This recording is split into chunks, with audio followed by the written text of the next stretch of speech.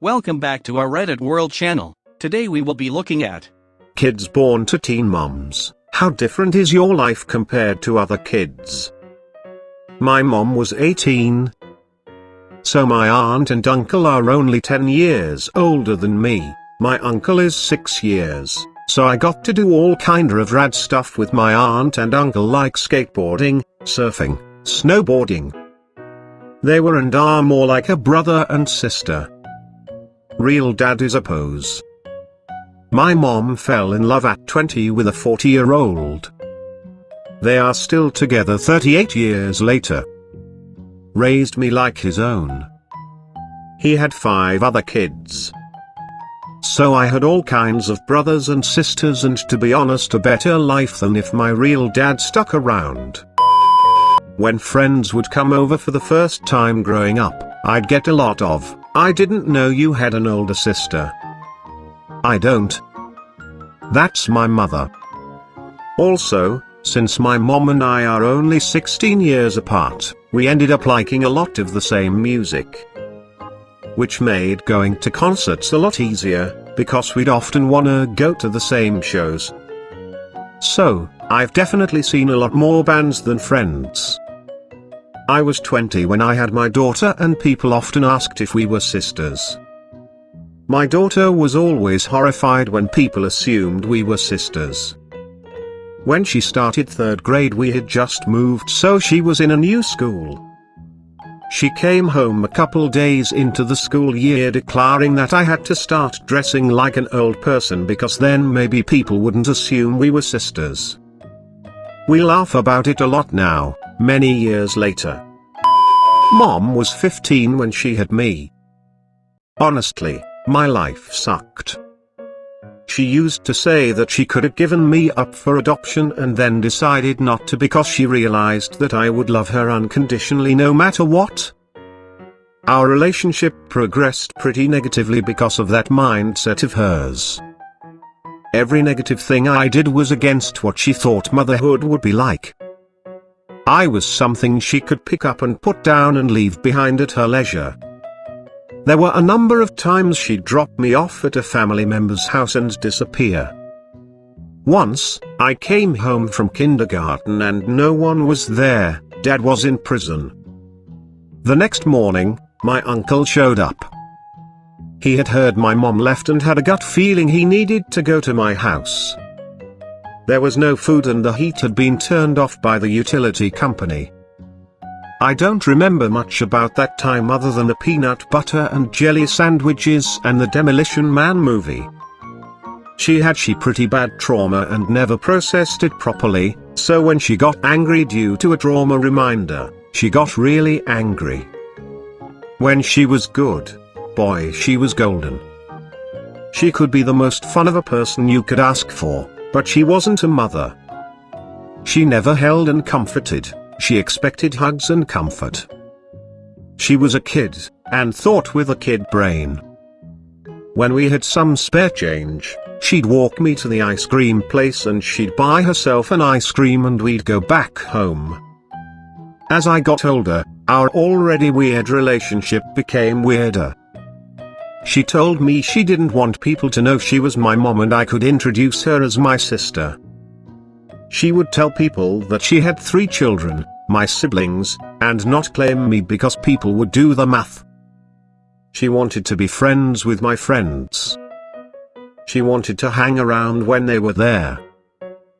What I know about having a teenage mom is this: I loved her with the kind of fanatical worship that messed me up for a long time. She could be funny and cruel at the same time. When she gave you attention, your world would be brighter, but when she was mad at you, the world would be dark. She never grew out of her teenage mindset, and I had to come to grips with that. I can't say that every teenage mom is like mine, but mine was rough. Edit, I don't have the words to say to express my gratitude for all who have shared similar stories or gave support. Honestly, hearing that my story isn't unique, as sucky as it is, makes me know that I'm not alone. I can't give you all a hug, though I wish I could. for all that shared. From the bottom of my heart, thank you so much. Edit 2. People asked how I'm doing now. I just graduated with my master's in social work last week. The long and the short of it is, years ago, I ran away from home and ended up at my best friend's house. Lots of work, and hurt, and healing later. I don't see my bio-mum anymore. I was adopted by my best friend's family when I was 29 though. I'll tell you, that paper may seem insignificant to people who don't understand, but for me, I stop and stare at it sometimes. My adopted mom hung the adoption certificate on the wall. It's legal proof I have a family who loves me, and no one can take that away. The best thing I can say to people is, go to therapy. Find a therapist who works for you. I went to 5 before I found the one that clicked. Separate your blood relatives from the people who love you. Found family is as valid or more so than those you share blood with. Your friends can be your family. My closest friends are my sisters and brothers, and I call them that. I tell friends and family that I love them. It's hard when you're raised by people who weaponize love, but at the end of it all, love is what makes life worth it, you know? Also, forgive yourself. Forgive that sometimes when you get hurt or scared or angry, your parent will come out of your mouth. Acknowledge that you're breaking the cycle, but we were raised in a different world and everyone sounds like their parents sometimes. For those who had parents like my mom, the scariest thing could be hearing yourself echo what they said. Sometimes, I feel the desire to make someone work for my attention, and then I realize, that's my mum's influence, that's not me. So, be kind to yourself. My adopted mom says the world treats you like you think you should be treated, and our parents raised us to think we should be treated like shit. They were wrong. We should be, and within a reflection, hard work, therapy and our found family's support, we'll see ourselves as people worthy of being loved. We are worthy. I'm worthy. You're worthy. From one stranger to another, I love you all. One of my friends has a teen mom. She doesn't talk about it too much, but she says that it's nice how all family members, great-grandparents, are still alive.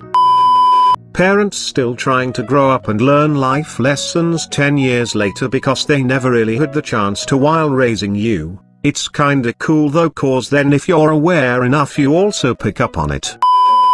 I went to school with a girl who had her first child at 14. She had 2 more before graduation.